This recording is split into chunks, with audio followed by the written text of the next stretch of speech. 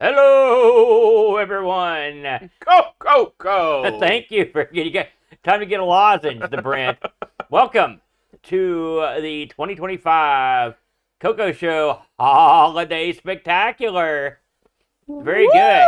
Now I will admit it's actually the day before December 1st as we record this, but we're already in holiday spirit, the Brent. Because look, The depression has already set in. if you're watching live, you can see that here we are at the mall. They've decorated the mall. It's nice when they get the mall. They get the big trees out. They put the lights up. It's nice. If you're listening on the radio, it's sort of like I told Brent before. It's sort of like a GeoCities Christmas. I'm sparing no expense. The decor here, and we're ready. And Of course, the lights at the mall have been out since August. that's true. That's true. Nothing to me. We're old Coco owners from way back. Yes. Many a Christmas I spent with my beloved Coco 2 and 3. Yeah, getting new discs was Getting fun. new discs, getting disc drives. Everyone's heard the tale of our disc drive. It was so great. But when I think Christmas and I think the Coco, there's only one thing I think of, and that is bootleg clone games, brother. And today on the Coco Show, because the fans, the Patreons, the Scordians, they demanded it. Our Christmas game this year will be QUIX. Now that's spelled with a U, folks. But I think you know who he takes after. Personally, I'm offended. No, I love QUIX, the arcade game QIX, but we'll be playing QUIX. Completely original. I call it the Tom Mix effect, and that's exactly what this is. But before we get to talking too much about QUIX, I thought it might be fun to learn a little bit about the game it's based on, Brent, which was the original arcade game QUIX. The What do you got arcade for us? classic. Aaron, in 1981, a husband and wife team sat down, and you know what they said? I don't know. They said, "Get out of my house. I hate." No, Oh. they said we're gonna make a puzzle game. Yeah. And Randy and Sandy, and I believe No, that's a married couple? yes, Oh, my God. the husband-wife team of Randy and Sandy. Boy, I'm gonna butcher this. Go for it. Pfeiffer. Close enough. It's spelled Pfeiffer. Pfeiffer. No last name should have that many F's in it. I think that's Pfeiffer. But they came together and made QUIX. They were the designers of it, Really? I thought it was made in Japan. It's made here in the USA. and they shopped it around to the U.S. division of Taito, and who also, their big hit, one of your classic favorites, Zookeeper. Well, yeah, they did a lot of stuff. Yeah, but I know you like that They did. game. Didn't they do elevator action? Didn't they do like Space Invader? A bunch of stuff. They did a lot of stuff, yeah. And when this came out in the arcades, it was a surprise mega hit. It was a mega hit. It was a mega hit. Really? It was. They did not. They expected to sell a few units, of course, otherwise they wouldn't have taken on the project. Right. But it came out and did awesome. Really? Yes. I never knew that. It was a killer maker for Taito back in the day. And then the next year, it fell off a cliff. Oh, really? It had no staying power But in the arcade. It hit hard at first. It and did. It sold a ton of units, and it made a lot of bank for the arcade industry. But then it just died. I mean, it was, if you played the game, I get it, right? Yeah, I do too. get it. Yeah. Because when you really take a good hard look at what you're doing, it's almost like schoolwork or something. It's this weird mix because they classify this as a puzzle game. Yeah. I mean, and I get it. I don't know if I necessarily agree, but I get it.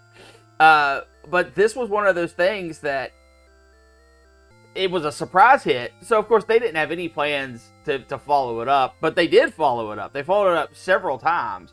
That was a super kick. There was tournament kicks. There was really super. I didn't heard of that one. Yeah, there was super kicks.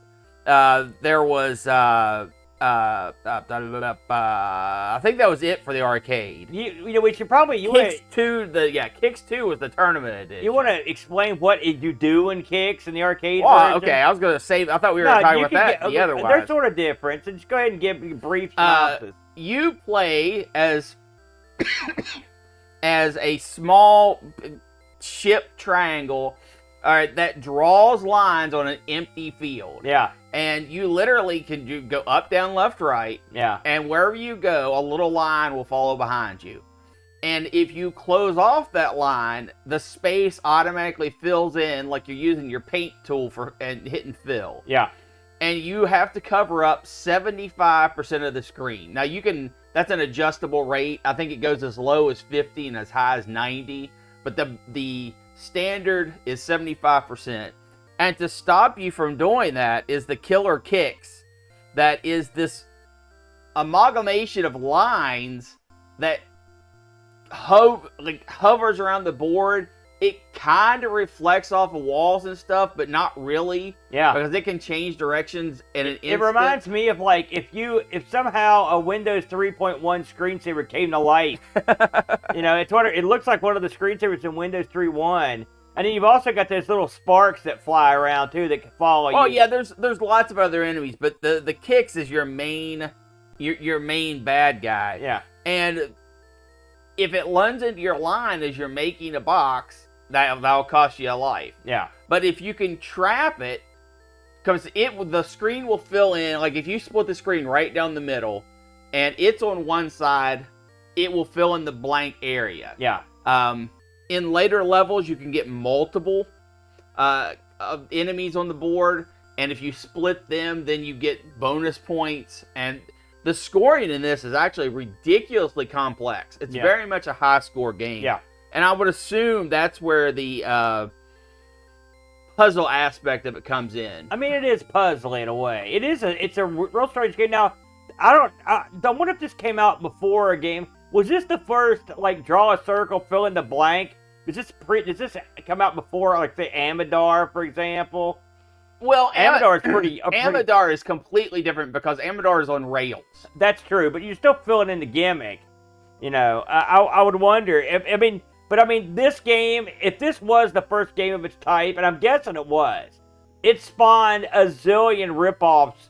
I mean, commercial ripoffs over the year. If you've ever played one of those bar top games, or a little saucy game that reveals a sexy picture, like this is the gimmick that they've horked.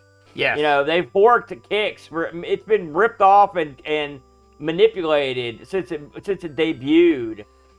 And this was popular enough to port to a ton of home systems. Yeah. The Atari 5200, the 8-bit Atari systems, the Commodore, DOS, Amiga, Apple II. These are official ports? Game Boy, yes. No kidding. Nintendo and the Atari Lynx all got official ports. What year did this come out? I don't. You may have mentioned, but I forgot. 81. 81. I see. Guys, I didn't know. So, wait, is this a Game Boy? Yes. Really? Yes.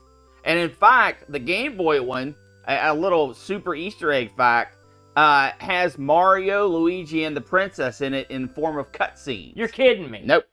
So did a little cross thing. It was popular enough in Nintendo's eyes to add in a little extra flair. Now let me ask you another question, because right. I may be insane. Well, duh. I could have sworn that I played this at some point with a trackball. I also recall playing this with a trackball. So I'm assuming that was but it was not the standard controller, was it? Was a trackball? What was the control in that thing? I can't remember. It's been so long since I played it in the arcade. The standard controller is a joystick. Okay. Were there trackball alterations? Not officially. Because I played track and field with a trackball one time too. Correct. And I've heard that's not something anybody's ever seen before. So somebody must have been getting cute back in the day. Yeah. This was officially released as a joystick game, though. This is one game that I did see in the arcades back in the way back times. Yeah. And it was popular. People did play it. I remember watching people playing it. And I remember giving it a whirl, but I remember thinking it was a pretty difficult game, if I'm honest. Do you recall? I mean, I know when this came out, you were a very young boy. I would have been like 4. But do you remember, did you ever get to play this in the arcade? I'm sure I have. Yeah. But I do not have any actual vivid memories of doing this. Well, you know, this was a popular game. You mentioned it had all those official releases, Yep. which is fine. But, you know, official releases are for suckers, the brand. What we like on this show is a little down-home clone action, the kind that only the TRS-80 Color Computer can provide. And so this week, we're going to go ahead and get into it here, Brent. If you're ready. I am. We're going to talk about QUIX. This is QUIX for you keeping score at home.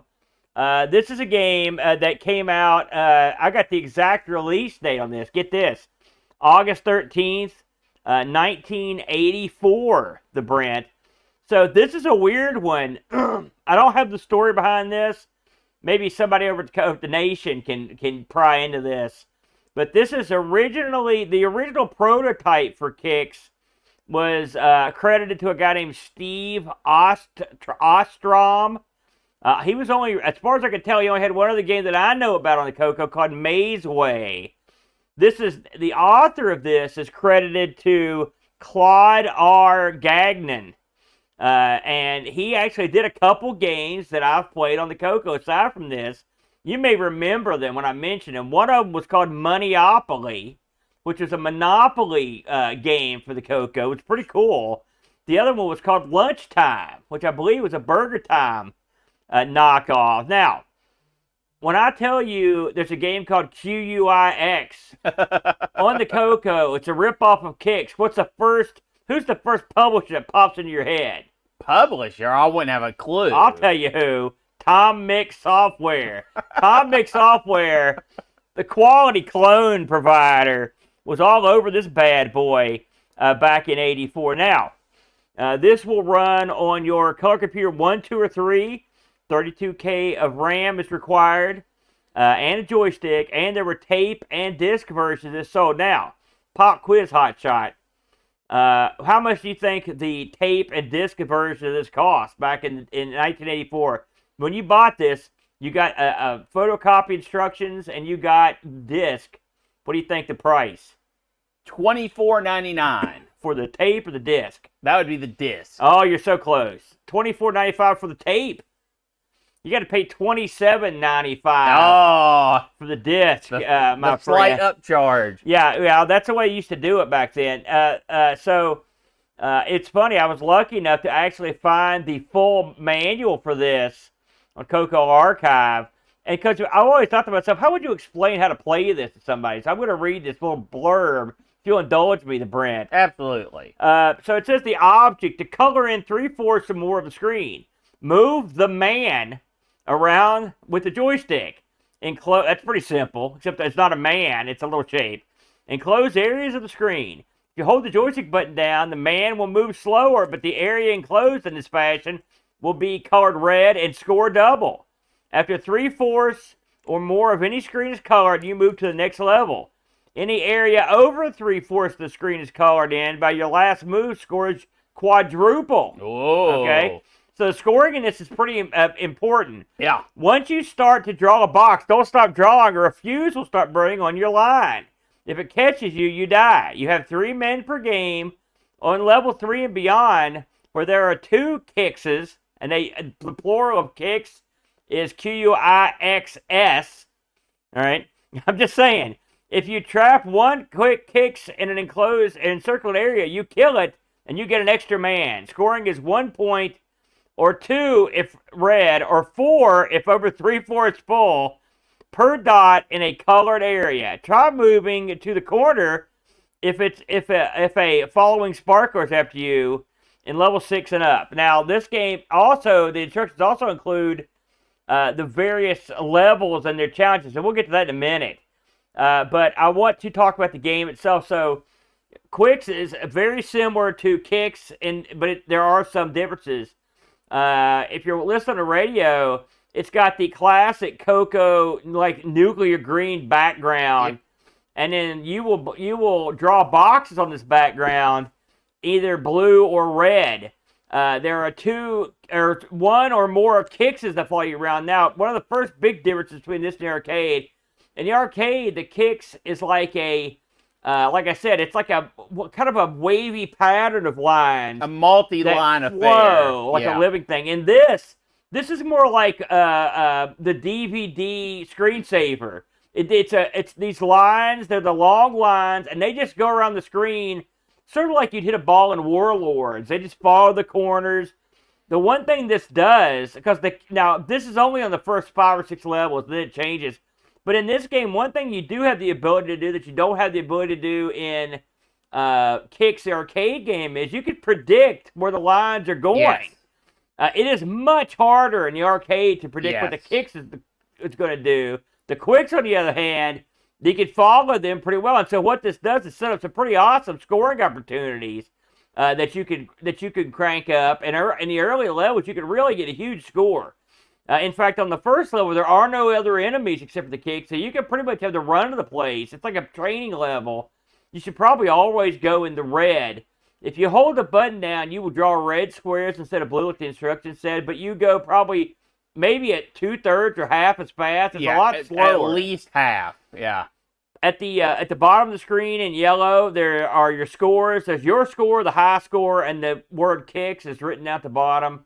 And when you get off the very first level, you'll start seeing the sparks that shoot down the sides of the screen to come up your lines. If they catch you, think of it like a lit fuse on a stick of dynamite. That's basically the way they work. They just follow your lines to you, and so you've got to keep moving to avoid them. If they catch you, they kill you. Well, something worth noting: the perimeter sparks, which you're talking about right now. Yeah. They only travel on already completed lines. Yeah. And that's how you avoid them, is you draw a line off of your normal stuff, and then they can't follow you out there, and they will pass by, and then you can keep going. Right. So when this comes up, I mean, there's not a lot of, there's a pretty star-spangled opening when this thing comes up that just announces the game in, like, Coco characters.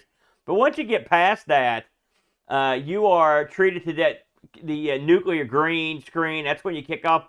What were your first impressions when this thing fired up? And do you remember playing this when you were a kid? I do not remember playing this as a kid. Uh-huh. I'll have to say, this version is far more playable in the beginning than the arcade. And what I mean by that is, like you said, you can actually predict where the bad guy is going, which makes it a much more strategic game. In the arcade, you have to basically stay far away from the QUIX because it can just change direction and whammy into you at any time. Yeah. Where in this, I mean, if you calculate you don't have to super analyze it or anything. You have a good idea of where it's going to go and can really get a ton of points off the boxing it in because of that. Yeah. I'm just lay my cards on the table. First of all, I like this game a lot. Yeah. In fact, I like this more than the arcade game.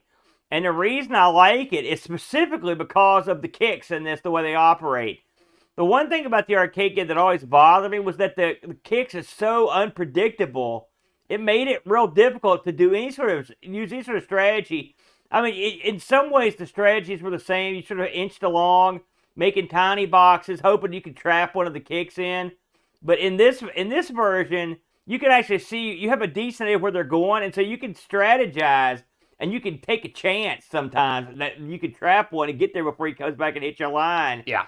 To me, it makes it a lot more fun. Now, this game, they didn't just rest on their laurels. The levels in this change, and as you go up the line, I don't know how far in you got. Several levels. So, according to the documentation, on level 1 you get 1 QUIX. On level 2 you get 2 QUIX and 2 sparklers. Or excuse me, 1 QUIX and 2 sparklers. On 3 you get 2 QUIX and 2 sparklers. It sort of goes up that way until you get to level 7. Then you get 2 QUIXes that bounce off each other, and 4 sparklers.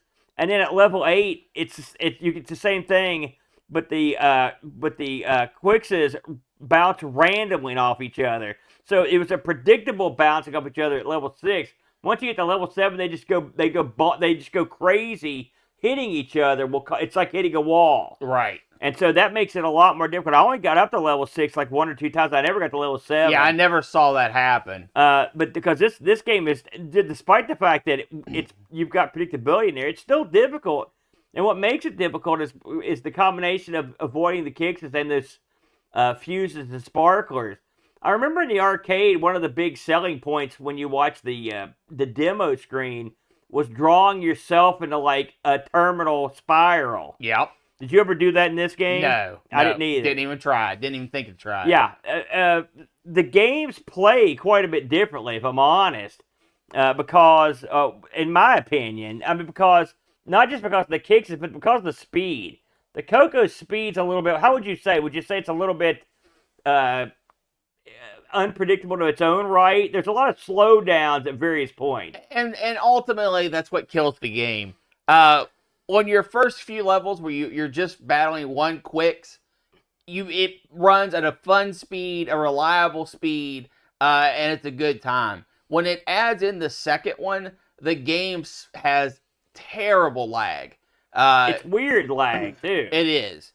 And it's unfortunate that it's like that. I wouldn't say it becomes unplayable, but I would say it becomes unfun at that point. It didn't bother me as much. I mean, it's something I remember from back in the day. I've seen versions of kicks on other machines that are also cloned to her that run real slow. This thing runs at a pretty good clip. And so I think what you're getting there is there's a little bit of hiccup. And, I don't know what caused. It's funny, too, because you'll be running with 2 kicks for a while and it'll be fine.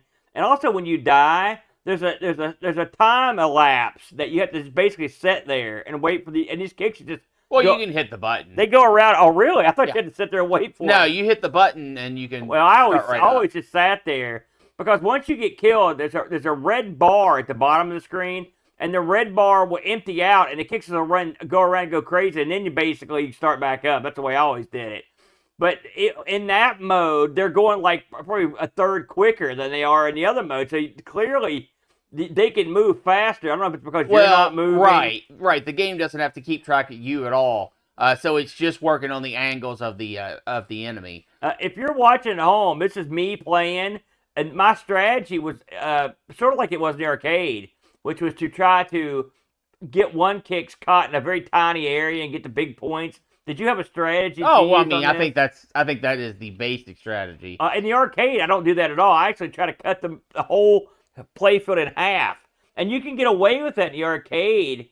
It's in the early levels. In this, I wouldn't even try it because of the way it's made up. But in the arcade, sometimes the kicks one of the advantages of that, which is one of the few, it's unpredictable. But sometimes it'll just kind of go in a corner, just screw around and hang out. Yeah, and so you could get like a real big jump on it, but that never ever happens here. Correct. These things are always moving. So what was your modus operandi on this? I mean, I would try to draw a box and get it to bounce into it. Another thing that the game does is the 2 bars at the bottom. One is a percentage progress of how much you've done. Yeah. And you get bonus points off of that once you close up enough area. I think those are neat. I think that the way that the sparks handle themselves are arcade accurate, the way they follow the outside lines. Yeah. Also, the little, after you die and you have the QUIX bouncing around, excuse me, I think that's a very neat little addition. Yeah. Because you can watch where it's going and try to get a prediction path, and then, even though you didn't know this, button back in when it's at the greatest advantage for you. Yeah. So I think that's a very neat little aspect. I like that too. Now, there wasn't a whole lot of sound to speak of, and the sound that was here, basic beeps and boops. The sound that was in here was it was interesting.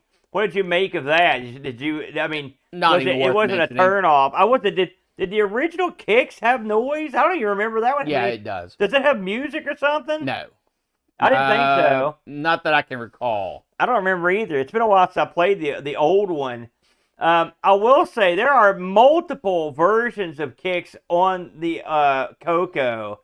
You've got one called QUIX, QUIKS.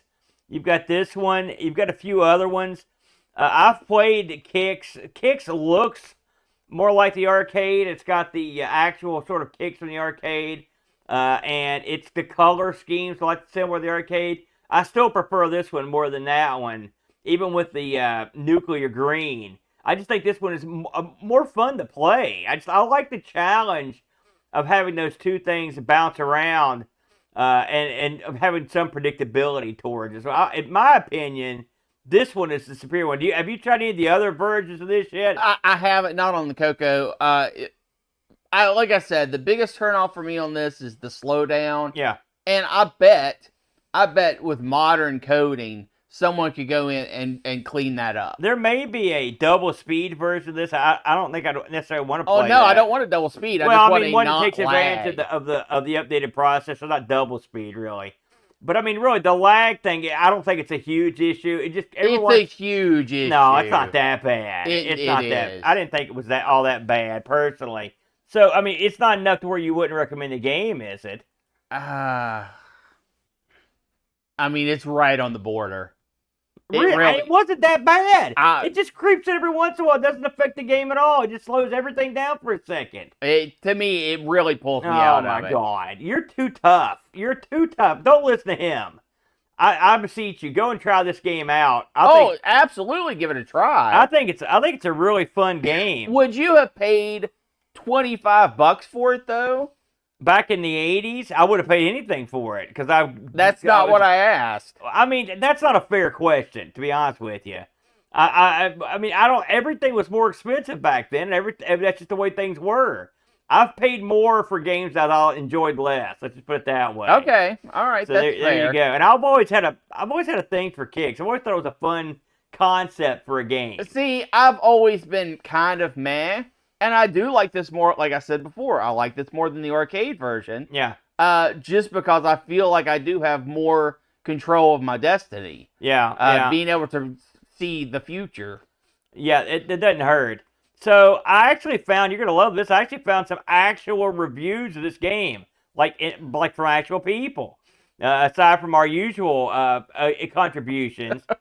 So this is Rainbow 41. From 1984, they reviewed this. The top line here, the headline, QUIX is a quick, strategic, top-notch game. I'm going to read a little blurb here. With the release of QUIX, Tom Mix has once again taken an arcade favorite and put it into a version for the color computer. Although it is not exactly the same like the arcade QUIX, the play is exactly the same.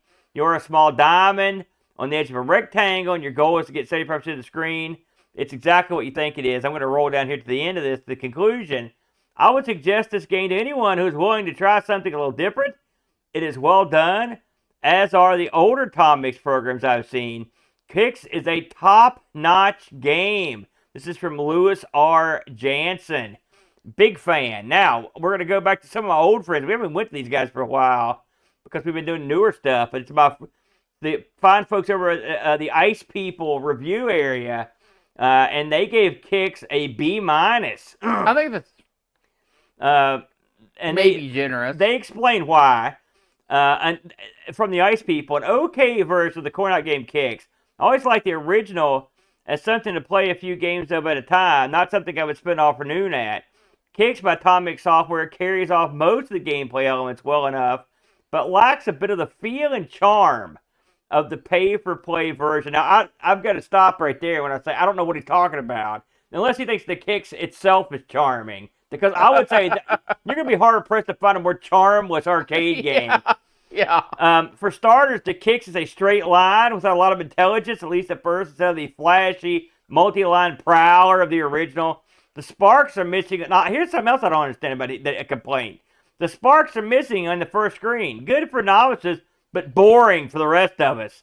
And of course, and sound, of course, has none of the arcade game's charm. Again, I don't remember QUIX being a big sound game. And also, I don't have a problem with the first level holding your hand a little bit. No, I don't either. Nevertheless, they gave this a B-, Brent, for their review. I believe we had one review here from our good buddy Pajaka, who I chastised instantly because he turned in a review for QIX instead of QUIX. But I forgave him after You're spell. a ruthless taskmaster. I know, that's the way it is. Pajako says, I originally knew this as Frenzy on the BBC Micro. I didn't even know it was an arcade game for many years, which I can see that. Yeah. What I like about QUIX is that there are many ways to play. Just all out, go for it, try your luck. Try to slowly capture the little screen a line at a time, or try to trap the QUIX in a small area and have it bounce around safely while you gobble up the rest of the screen. I do wonder if this had its roots in a Tron light cycle game.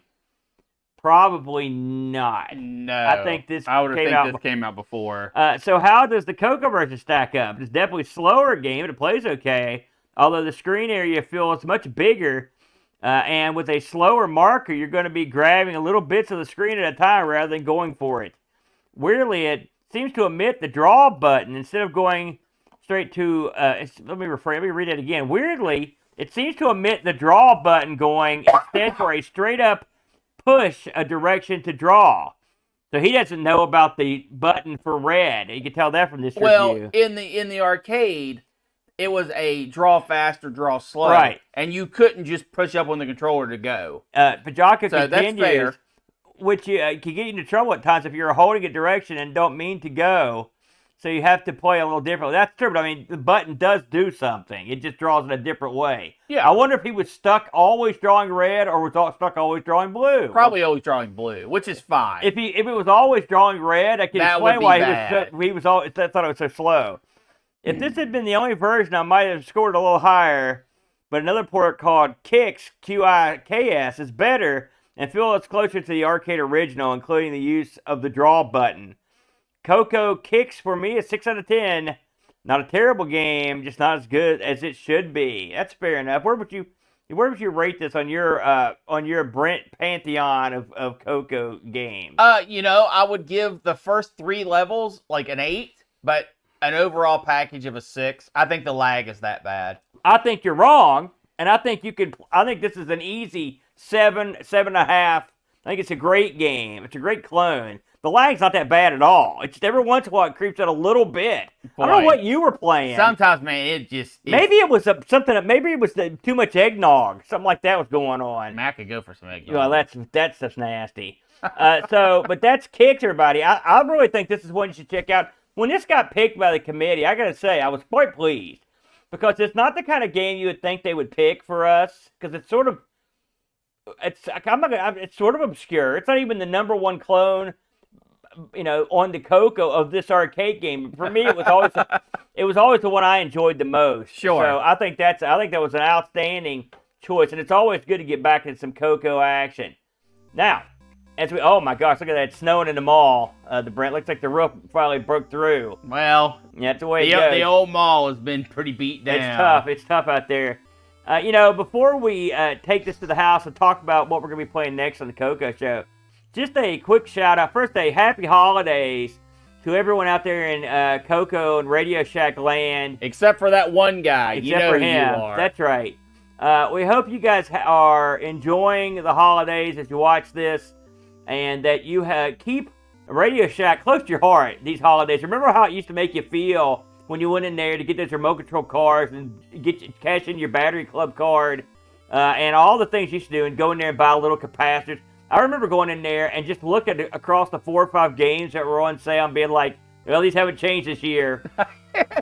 Bring us something new, Santa.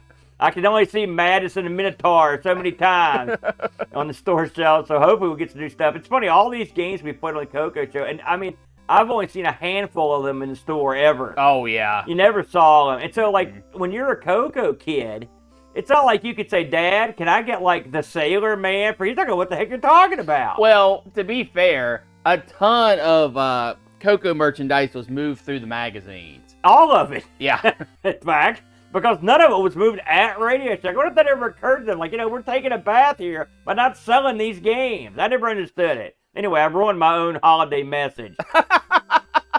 So Merry Christmas, Radio Shack. Also want to say, stupid jerk. I want to say a big, hearty thank you to all of our subscribers, our Patreon supporters. If you've ever given us the time of day, we appreciate it here on the Amigos Retro Gaming Network. We're very fond of doing these shows, and it's always fun to continue when you know someone actually gives a crap to watch the thing. That's the way I look at it. Now, we have not made out our 2026 schedule, which is right around the corner, the Brent. Can you believe that, by the way? But the next time you're going to see some Coco action will be this year, because tentatively scheduled for December 28th, it will be our annual Amigos Retro Gaming End of the Year Spectacular, where myself, the Brent, and John Bodovkar Schaller all get together at this very mall. And we get together and go over the highlights and the low lights of the past year on the channel, the favorite games that we played, the least favorite games, and we talk about what's been popular, what's not popular. It's always a good time. That will probably be December 28th, TBA on the time announcement on next. We got to get together with Boat to figure that out. Now, next year, however, we're going to start off hot and heavy on the Coco Show, because we'll be looking at Nick Morente's new game, Pinball. Should be a lot of fun. This has been it's been an interesting game. I know I've talked to Nick. He's actually sent me over some revisions of the game. They've had to make some revisions, and now that Nick's on itch.io, he can make revisions to his game, because he's found some people having problems with it. If you're interested in following along and playing Nick's game, you can go over to itch.io, just look for Nick Morente's or Coco Pinball. You come right up, and it's quite cheap. Pick it up, give it a whirl, and see what you think, and that'll be the next thing we play on the Coco Show.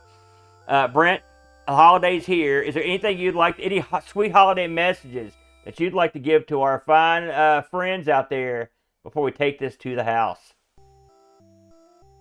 Nope. Alrighty, that's all we got. Merry Christmas, Happy New Year. Stay safe out there, everybody, and make sure you play Coco good. Good enough. Merry Christmas, everybody.